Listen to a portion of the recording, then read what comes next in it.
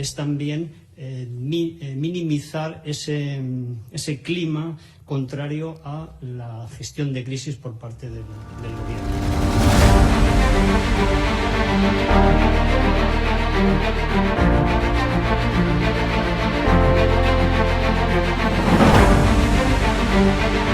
Van a garantizar, como digo, de inmediato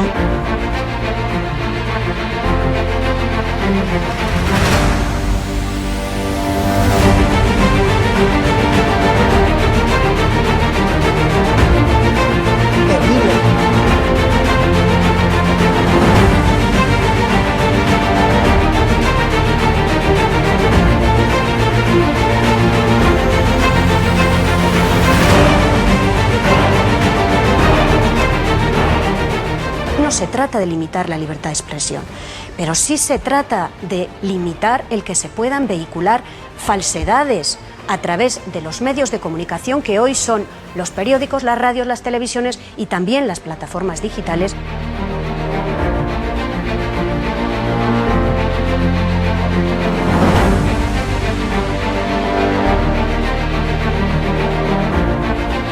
¿Cuándo los comunistas han tenido éxito? En momentos de excepcionalidad, en momentos de crisis. ¡Nunca volverá la derecha venezolana!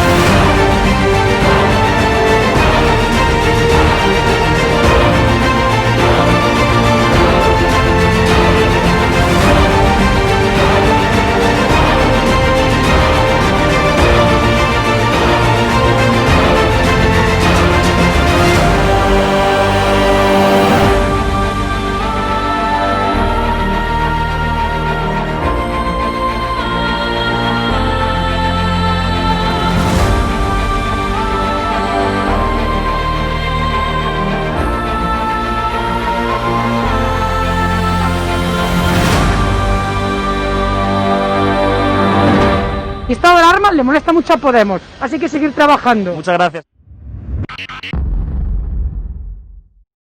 Muy buenas, espectadores de Estado de Alarma. Tenemos hoy a un hombre que ha sido demandado por Pablo Iglesias por expresarse libremente a través de los medios de comunicación. La persona de la que estoy hablando es el coronel Diego Camacho, es un coronel retirado del Ejército de Infantería español que ha servido con honores en nuestro ejército, en nuestro ejército de España. Ha sido también miembro del CSIC, que recordemos que es el anterior órgano de inteligencia que había en España antes de que evolucionase en lo que ahora se llama el CNI o Centro Nacional de Inteligencia. Al parecer, Pablo Iglesias, el vicepresidente segundo del gobierno, ha demandado a nuestro invitado, a Diego Camacho, por una serie de intervenciones que voy a concretar, que son un artículo en el Correo de España que se titula Las relaciones peligrosas de Iglesias, y por otros vídeos de YouTube que ahora nos comentará nuestro invitado, en los que ha salido y en los que ha dado su opinión crítica contra este gobierno. Entonces, bueno, paso la palabra a nuestro invitado, que es el que importa ahora, que es nuestro querido coronel Diego Camacho. ¿Qué tal? ¿Cómo estás, Diego? Pues estoy muy bien, muchas gracias. ¿Y tú cómo estás? Yo estoy muy bien. Estoy preocupado por ti, la verdad, porque con lo que me has comentado, ¿no? Y con lo que ha salido de que parece ser que el vicepresidente Pablo Iglesias te va a demandar por expresarte, ¿no? Y por expresar tu opinión crítica contra este gobierno, estoy preocupado, ¿no? ¿Nos puedes comentar un poco en qué consistía a lo mejor estas expresiones o este artículo, estos vídeos que tú lanzaste o en los que tú participaste y por los que Pablo Iglesias te ha demandado? Bueno, en primer lugar tengo que decirte, Rodrigo, que bien, el vicepresidente segundo se ha sentido ofendido por lo que he dicho, por lo que he hablado, pero en principio tengo que decirte que no hay ninguna afirmación, digamos, que vaya en contra del honor de Pablo Iglesias, ni de nadie, no es mi forma de actuar. Sí que son unas aseveraciones, se puede decir, o unas afirmaciones muy críticas, pero críticas con su acción política, no con su persona ni con su tipo de actuación. O sea, si hubiera querido ir contra su honor, evidentemente habría buscado otros temas de carácter personal. Pero mi crítica se centra fundamentalmente en mi desacuerdo con actuaciones que, bajo mi forma de entender, van contra la seguridad nacional. Entonces, en fin, esto se puede resumir muy fácilmente, y en ese artículo que tú has mencionado del Correo de España de las relaciones... Sí, vamos a recordar a los espectadores ese primer párrafo en el que tú te expresabas a propósito de la seguridad nacional, en el que dice: en estos días de pandemia, todavía sin control, han surgido informaciones que afectan gravemente la seguridad nacional por la actuación de varios políticos españoles, entre ellos el vicepresidente segundo. Cierto. Pero bueno, después hay una serie de afirmaciones que se hacen que realmente no es nada nuevo, porque todo lo que puedes leer ahí en el artículo, de alguna forma u otra, seguro que lo conocías. Sí. Y después, realmente al final del artículo, el último párrafo, pues realmente lo que se le pide al gobierno, lo que le pido al gobierno, es que con esa cantidad de información que están saliendo en los medios de comunicación, tanto españoles como americanos, pues el gobierno pues investigue lo que hay de cierto en todas esas informaciones. Entonces es evidente, es decir, es un artículo escrito por un ciudadano español, pues preocupado sencillamente por la deriva que está tomando su nación y por los peligros que, a mi entender, están ocurriendo. Exactamente. Coronel, tú que has estado, que conoces bien la actualidad y lo que ha estado ocurriendo en nuestra civilización occidental, ¿no? En general, en todos los conflictos en los que ha participado, por ejemplo, España, en su artículo a mí me parece bastante esclarecedor lo que usted comenta, por ejemplo, lo tengo aquí ahora mismo, lo que usted comenta, por ejemplo, de uno de los periodistas colombianos, no vamos a decir ahora mismo el nombre, que señaló la sanción de Iglesias bueno, y de Podemos y de personas que orbitan alrededor de este partido de Pablo Iglesias con Venezuela y Hezbollah. A mí me parece, bueno, y con todo el comunismo en la Unión Europea y con bueno, y en Estados Unidos, ¿no? Usted también menciona Estados Unidos, Iberoamérica. Me parece bastante esclarecedor que una persona como usted, que ha estado en la inteligencia en España durante tantos años y que ha estado al servicio de España en el exterior, comente esta serie de cosas y que se arriesgue a comentar esta serie de cosas, pues bastante controvertidas y polémicas, a riesgo de que a usted le finiquiten civilmente, ¿no? O que le finiquiten de alguna manera mediáticamente, ¿no? Entonces, esta serie de afirmaciones que usted hace, ¿usted qué me podría decir sobre ellas? ¿Son ciertas? Aparte de ello, me parece bastante, y vamos a entrar también en el tema de la libertad de expresión, me parece bastante flagrante que en España una persona como usted no pueda expresarse libremente y no pueda decir su opinión, sobre todo cuando ya está retirado, ¿no? Entonces, que no pueda dar su opinión sobre la actualidad en base a los conocimientos que usted ha adquirido a lo largo de su vida profesional, ¿no?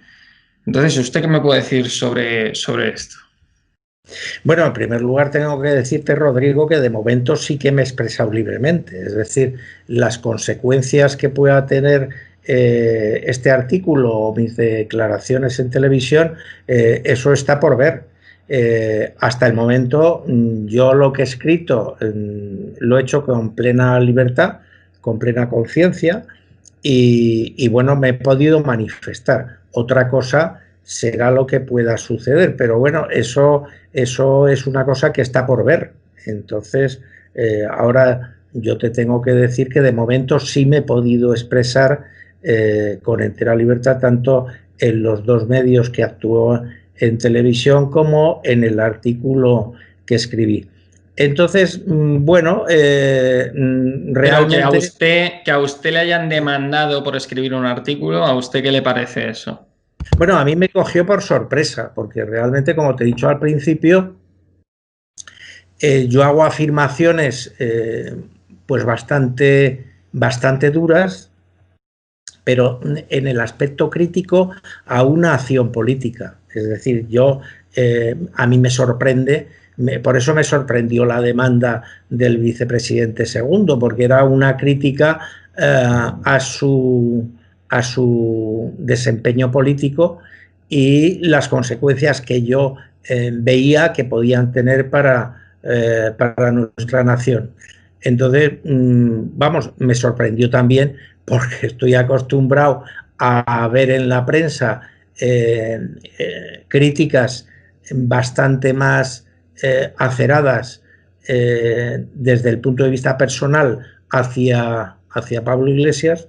Y como te digo, yo puse buen cuidado en precisamente meterme en todo lo que yo puedo entender, que es la acción política. Es decir, yo puedo criticar una acción política, puedo criticar unas repercusiones para la imagen de España, para la dificultad política que puede tener determinadas actuaciones. Y bueno, hace 2 días el vicepresidente segundo del gobierno ha hecho unas declaraciones, por ejemplo, con respecto al Sáhara, y sin embargo esas declaraciones han suscitado inmediatamente una crítica política por parte de compañeros suyos del Consejo de Ministros, como inoportunas o como inapropiadas, etcétera.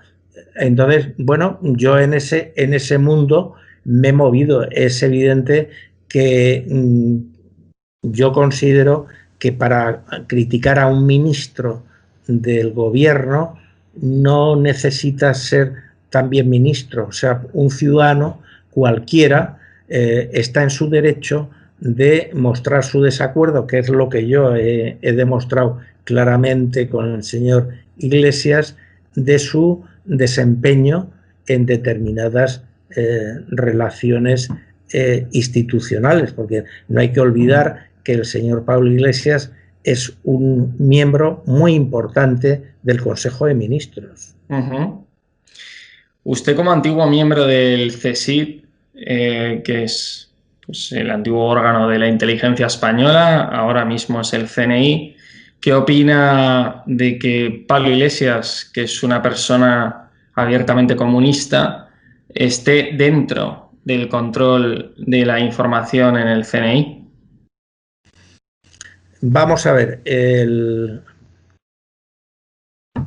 digamos que no se puede, creo yo, desde un punto de vista objetivo, no se puede criticar la consecuencia sin meterse en la causa. Es decir, yo creo que el origen de todo está en la causa.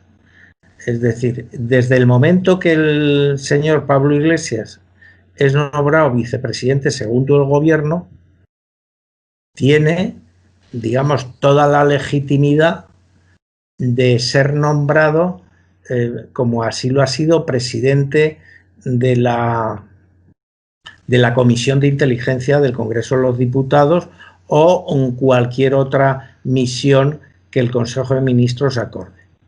Entonces, una vez ocupado el cargo de vicepresidente segundo, pues lógicamente tiene todo el derecho, pues, ¿qué te digo, Rodrigo?, a estar presente en la cuestión del reparto de fondos. Pero no le pregunto si tiene derecho o no, porque claramente tiene derecho. Le estoy preguntando si a usted le parece, le parece preocupante que una persona abiertamente marxista o abiertamente comunista esté en una comisión de inteligencia. Pero a eso iba. Vamos a ver, que me estás señalando el efecto de la causa. Y la causa es nombrar vicepresidente segundo del gobierno al señor Iglesias. Es decir, la causa es pactar con un partido comunista para sacar una mayor mayoría. Con mayor abundamiento, hay que tener en cuenta que el pacto de coalición que hace Sánchez con Iglesias, el pacto de coalición se hace con un fraude preelectoral. Es decir, el presidente del gobierno, toda España le ha oído repetir no sé cuántas veces que no iba a pactar con una serie de partidos con los que después pactó. Es decir, que ese gobierno en su formación adolece, vamos, tiene legitimidad, a ver si no me lío, tiene legalidad, puesto que el hecho de crear coaliciones postelectorales es perfectamente legal, pero en mi opinión no tiene legitimidad de origen, porque esa coalición se ha hecho habiendo un engaño preelectoral, un fraude electoral. Entonces, lógicamente, dentro de ese mecanismo, yo considero que el acuerdo de coalición es un acuerdo legalmente ilegítimo. Ilegítimo porque se produce con engaño. Entonces, una vez producido el engaño, el que participe en el control del CNI es consecuencia de ese engaño. No sé si me explico. Claro. No, está claro. Lo que pasa es que al final lo que usted dice, ¿no? Las consecuencias de los actos de algunos políticos nos han llevado a la situación en la que nosotros estamos ahora mismo, ¿no? A donde vivimos ahora, Rodrigo, vamos a ver, hace unos días hemos visto a un partido con el que ha pactado el gobierno de coalición, volviendo a su región y diciendo vamos a Madrid a tumbar el Estado. Evidentemente yo no puedo estar nunca de acuerdo con alguien que quiera tumbar al Estado, porque realmente... Que sirvió al Estado, además. Yo no soy ningún revolucionario, ni mucho menos. Es decir, yo defiendo el Estado.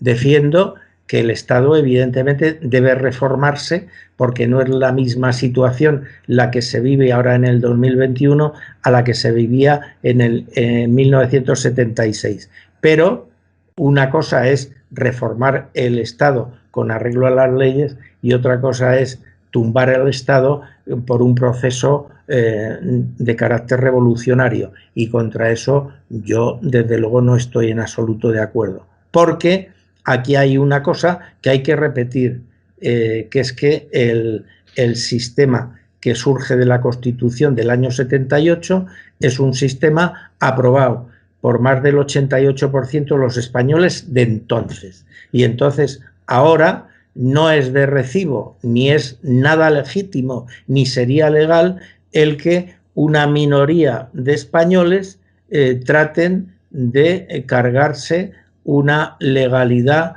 un sistema político vigente a espaldas de los españoles. Pero claro, hay varios intelectuales hoy en día, actuales, que hablan del constitucionalismo chorlito, como dicen, que increpan a partidos como por ejemplo Bildu o Esquerra Republicana, y no seré yo el que apoye a partidos independentistas, pero sí que es cierto que la Constitución, aprobada en el año 78 por todos los españoles, aprueba que haya determinados partidos o que haya ideologías que apoyen el independentismo o que tengan aspiraciones independentistas, aunque luego esas aspiraciones no se puedan llevar a cabo. Entonces, que luego haya partidos como PNV o como Bildu, por ejemplo, que a pesar de que haya abandonado esa vía violenta con la ETA en el pasado, pero sí que es cierto que se han incorporado al proceso democrático según la Constitución del 78, y la Constitución del 78 permite que haya partidos que sean independentistas, que tengan un sentimiento independentista. Entonces, ahora hay mucha gente que se rasga las vestiduras, ¿no? Y es que la Constitución realmente lo permite, ¿no? Pero vamos a ver, hay que separar la permisividad de la Constitución, es evidente que ahí está, porque es una Constitución que nace con vocación de inclusión. Es decir, el espíritu de la Constitución es, y ahí está la postura del Partido Comunista en el año 76, 77, 78, y otros partidos, está en aunar, el generar un marco legal que fuera aceptado por todos. Por eso ahí viene la permisividad. Pero tú has empleado antes una expresión con la que no estoy de acuerdo. Es decir, tú has dicho cuando se han incorporado estos partidos al proceso democrático. No, hay que distinguir entre incorporarse al proceso democrático y aprovechar esa permisividad política y ese proceso democrático para poner las baldosas de un proceso revolucionario de ruptura, que es totalmente diferente. Es totalmente diferente. Entonces, el partido EH Bildu, que tú has mencionado antes, el PNV y toda esta gente que han llegado a sus regiones de origen, como te decía antes, diciendo que se quieren tumbar el Estado, eso no es incorporarse al proceso democrático. Eso es aprovechar una negociación de presupuestos para sacar una serie de ventajas que más que su importancia material tienen su importancia simbólica, porque desde los símbolos es de donde se puede constituir un proceso revolucionario. Diego, y te quería hacer una pregunta. ¿Cómo ves tú ahora mismo la inteligencia en España? ¿Cómo ves el CNI? ¿Cómo lo percibes? Pues mira, yo realmente percibo la situación en España como preocupante. Y el CNI es parte de esa España.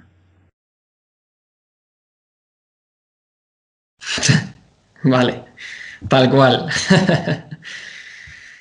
Vale, me has dejado un poco frío con esa contestación tan rápida.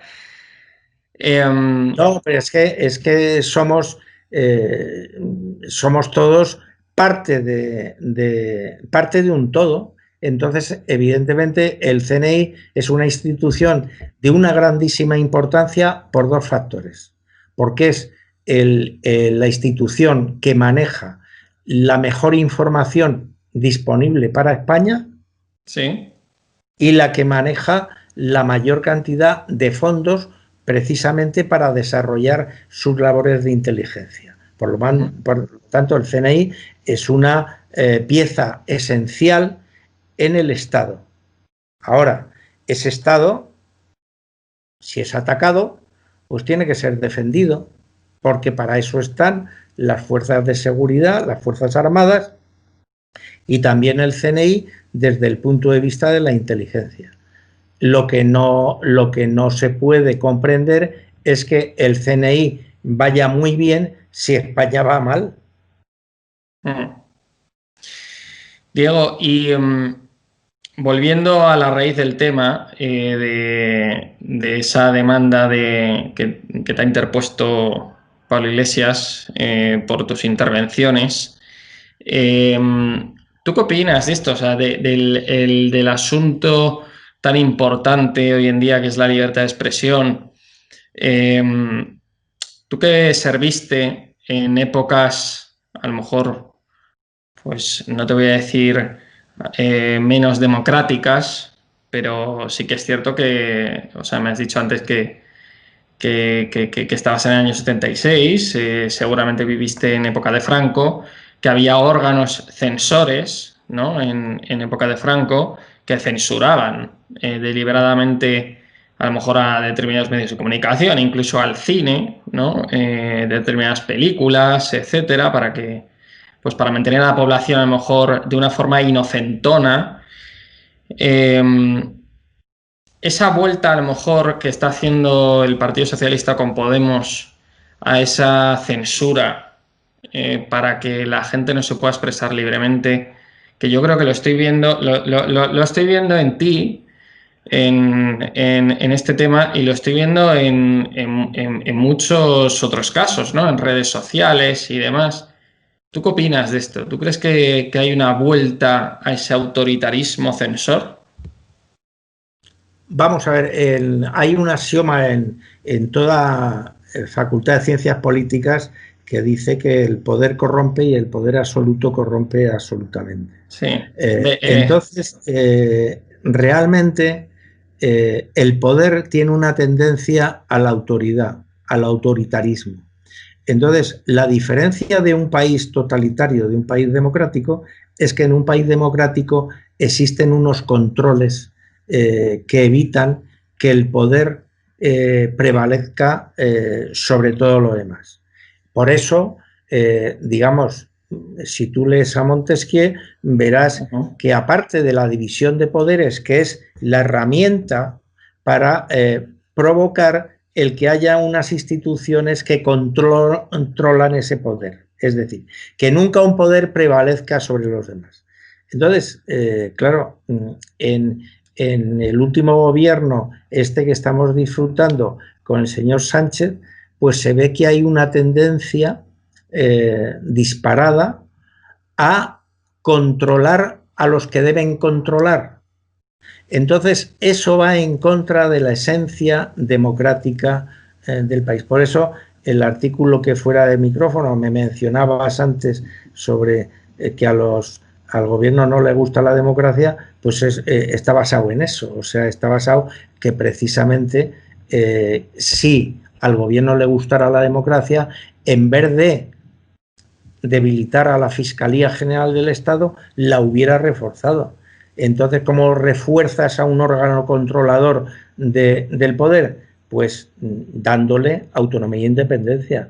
Si tú hubieras querido reforzar la democracia, pues hubieras, en vez de tratar de aprobar los jueces del Consejo General del Poder Judicial con la mayoría simple, pues volver a antes del año 85, cuando se hizo el primer ataque a Montesquieu. Es decir, según la Constitución, tú sabes que los jueces del Tribunal... En el año 85 se repartían los jueces entre los partidos políticos. Se repartieron todos, pero antes del 85 lo que marca la Constitución precisamente son que 4 los nombra el Congreso de los Diputados, 4 los nombra el Senado y 12 los nombran los magistrados. Entonces, el primer magnicidio contra la Constitución se produce en el año 85 en el gobierno de Felipe González, cuando ya los 20 jueces van a ser repartidos por los partidos políticos. Ese es el primer crimen. El segundo ha estado a punto de suceder cuando, en vez de los 2 tercios que marca la Constitución, quería Sánchez que bastara con la mayoría simple que ya tenía. Y a ese segundo magnicidio, quien lo ha evitado no ha sido la oposición española, ha sido Europa. Ha sido la Unión Europea. Entonces, lo que te quiero decir con esto es que ese espíritu de controlarlo todo, de prohibirlo cada vez más, y cada vez yo estoy viendo en todas las leyes que están sacando, pues que hay un espíritu de control y de prohibir. Pues, por ejemplo, en la ley de educación ya... resaltando las palabras de la ministra Celaá de los hijos no son de los padres, pues ya los padres no pueden escoger ni el lugar en donde tienen que educarse sus hijos. Entonces, todo esto a donde lleva no es al fortalecimiento de la Constitución, sino a convertirla en pavesas. Es generar de un Estado que es democrático con grandes fallos, convertirlo en un Estado totalitario. Y un Estado totalitario no es solo el Estado, ¿cómo decirte?, en el que gobiernan, la palabra que está hoy de moda cuando se quiere descalificar, que gobiernan los fachas. No. Hay que tener en cuenta que los gobiernos totalitarios del siglo XX más conocidos, uno ganó en la Segunda Guerra Mundial y otro perdió, que era el comunismo por un lado y el nazismo por otro, tanto Hitler como Mussolini eran socialistas. De ahí el partido de Hitler era el Partido Nacional Socialista. Recordemos a los espectadores, que no serán, a lo mejor algunos no serán duchos en historia, que el partido de Mussolini, que era el Fascio di Combattimento, procedía del Partido Socialista Italiano. Eso es totalmente cierto. La verdad es que lo que tú has comentado es muy interesante. Has hecho referencia a Francis Bacon, que es la famosa frase de el poder corrompe y el poder absoluto corrompe absolutamente. Es muy cierto, ¿no? Yo como última pregunta te quería hacer, ¿cómo vas a afrontar esta demanda de Pablo Iglesias? ¿Cómo vas a afrontar esta demanda del vicepresidente segundo del gobierno? ¿Te vas a defender? ¿Te vas a allanar en el procedimiento? ¿Cómo lo vas a afrontar?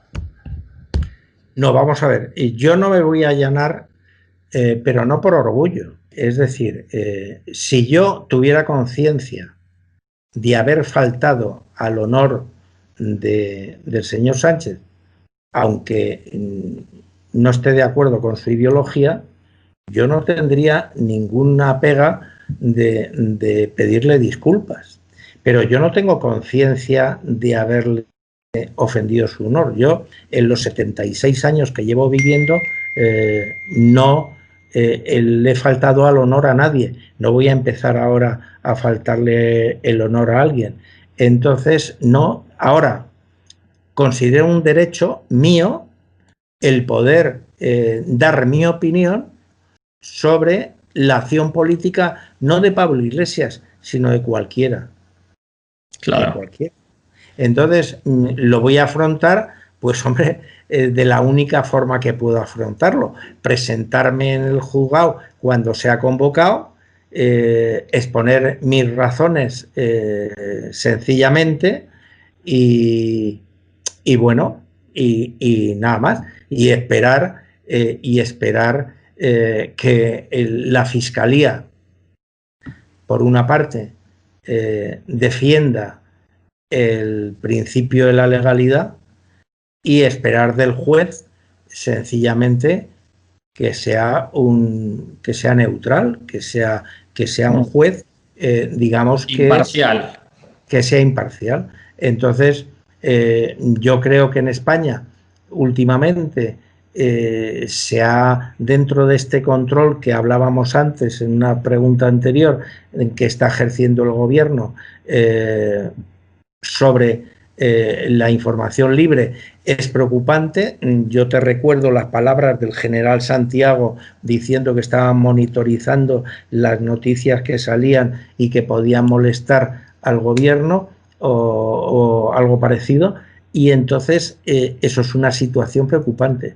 Si sumamos que las instituciones encargadas de controlar el poder están tratando de ser intervenidas, ya el único bastión que queda, si eso falla, chico, es el cuarto poder, es el poder de la información. Una democracia siempre es un gobierno de opinión pública, y la opinión pública está basada en la veracidad. Es decir, tú que eres periodista, me imagino que verás con mucho resquemor que un gobierno que ha estado mintiendo sistemáticamente con un tema tan importante como es el tema de la pandemia, de pronto se inventa un Ministerio de la Verdad para analizar o decir o dar categoría quién dice la verdad y quién dice la mentira. Porque te voy a decir otra cosa. Yo como ciudadano también tengo derecho a leer información falsa. ¿Por qué no?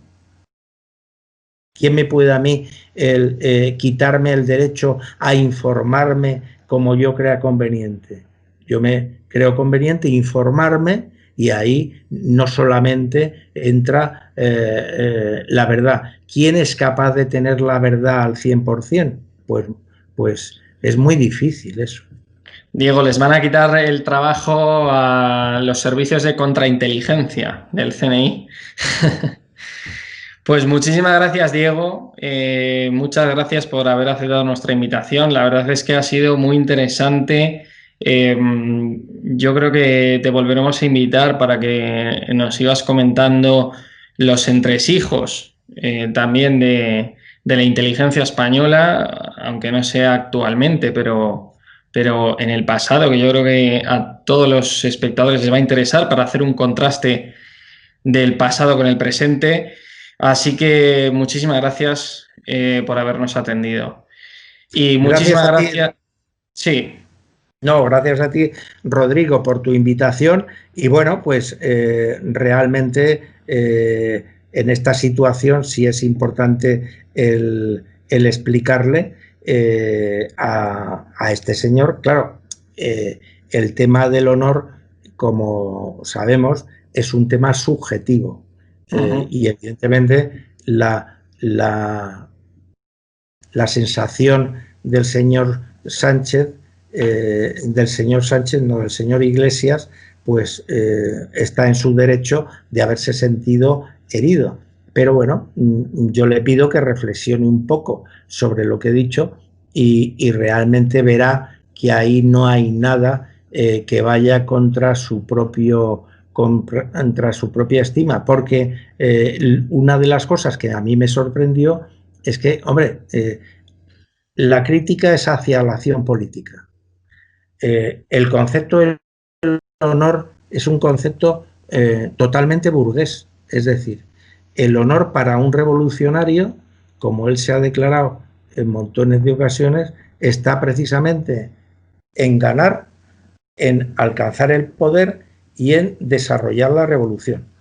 El concepto del honor, como lo leímos en nuestra época de escuela, en Calderón de la Barca y en otros, es un concepto totalmente no revolucionario, es un concepto burgués dentro de una determinada sociedad.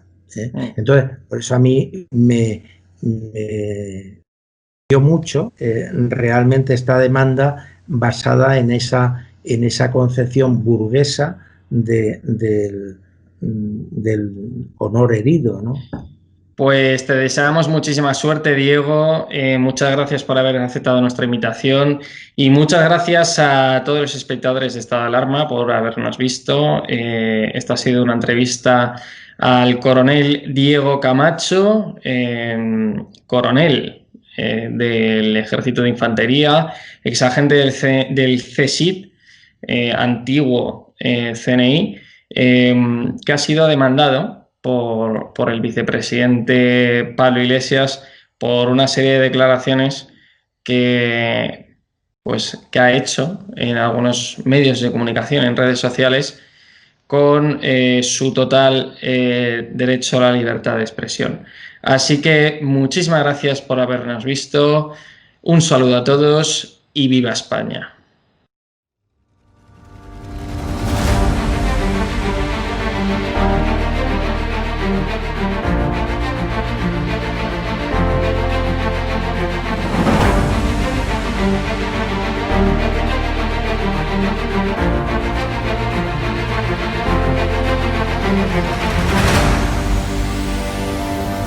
...863 consultas que han venido a través del canal de Estado de Alarma, y de ellas pues ha habido un porcentaje muy alto que son clientes nuestros ya. Yo la verdad que cuando di este paso de publicar, porque claro, yo no tengo ningún medio de comunicación como puedes tener tú, y mi forma de demostrar mi cabreo y mi indignación con este...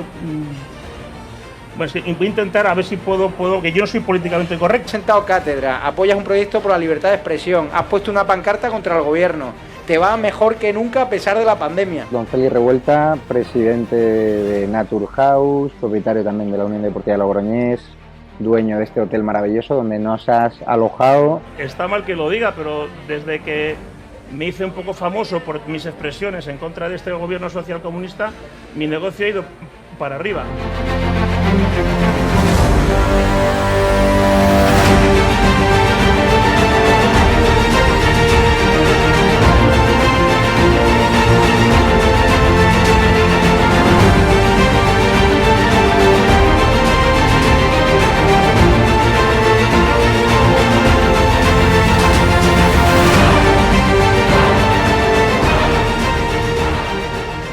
Necesitamos empresarios valientes como tú, que quieran dar a conocer sus productos y que quieran, a su vez, defender la libertad con un proyecto como Estado de Alarma, el mejor lugar para anunciar tus productos o servicios. No hemos tenido ningún problema desde que estamos en Estado de Alarma, ni por Estado de Alarma, y ha sido totalmente beneficioso. Te lo agradezco de corazón porque hacen falta más empresarios como usted que apuesten por proyectos socialistas, por la libertad de expresión y por alojar por la libertad.